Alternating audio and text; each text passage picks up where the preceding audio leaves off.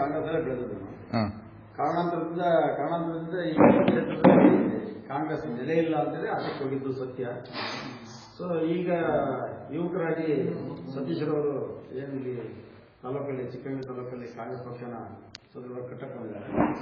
ಅವರ ರೀತಿ ನಮಗೆ ಇಷ್ಟ ಆಗಿದೆ. ಅವರ ಒಂದು ನೇತೃತ್ವದಲ್ಲಿ ಈ ದಿನ ಇಲ್ಲಿ ಸೇರಕ್ಕೆಲ್ಲ ಉಪಸ್ಥಿತಿದ್ವಿ.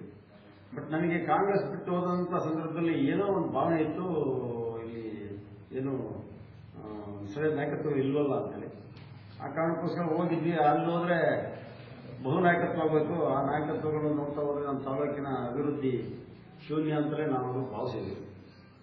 ಸೊ ಇನ್ನು ಮುಂದಿನ ದಿನದಲ್ಲಿ ಹೆಚ್ಚಿನದಾಗಿ ನಮ್ಮ ಚಿಕ್ಕನಹಳ್ಳಿ ತಾಲೂಕಿನ ಕಳಂಬಳ ಸೇರಿದ್ವಿ. ಕಳಂಬಳ ಸೇರಿದ ಸಂದರ್ಭದಲ್ಲಿ ಮೊದಲು ಜಯಚಂದ್ರ ಅವರು ಒಂದಷ್ಟು ಅಭಿವೃದ್ಧಿ ಕಾರ್ಯಗಳಲ್ಲಿ ಸಾಕಷ್ಟು ಮಾಡಿದ್ರು.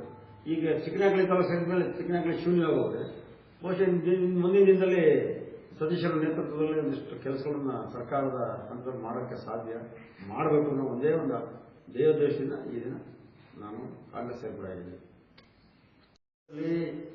ಅದೇ ಒಂಥರ ಅಣ್ಣ ಸ್ವಭಾವ, ಅದು ಅಣ್ಣ ಅನ್ಕೊಂಡು ಹೋಗ್ತಾ ಇರುತ್ತೆ. ಅದೇನು ಯಾರಿಗೇನು ಕೆಡಮು ಬಯಸಲ್ಲ, ಒಳ್ಳೆದು ಬಯಸಲ್ಲ, ಹೆಂಗಿದ್ರೆ ಹಂಗೆ ಹೋಗ್ತಾ ಇರ್ತಾರೆ, ದುಡ್ಡು ಚೆಲ್ಕೊಂಡು ಹೋಗ್ತಾ ಇರ್ತಾರೆ. ಅಭಿವೃದ್ಧಿ ವಿಚಾರದಲ್ಲಿ ಶೂನ್ಯ, ಅದರಲ್ಲೇ ಎರಡು ಮಾತಿಲ್ಲ.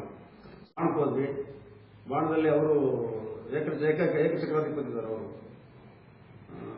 ಬಾಣದವರು.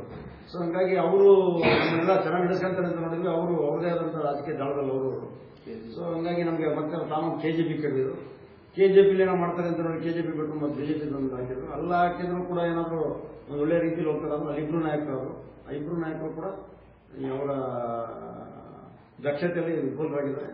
ಹಾಗಾಗಿ ನಾವು ಅವ್ರನ್ನೆಲ್ಲ ಬಿಟ್ಟು ಮಾಮೂಲಿ ಮರಳಿ ಪಕ್ಷ ಏನು ಕಾಂಗ್ರೆಸ್ ಅಂತ ಇದ್ದು ಕಾಂಗ್ರೆಸ್ಗೆ ಸೇರ್ಪಡೆ ಆಗಿದೆ.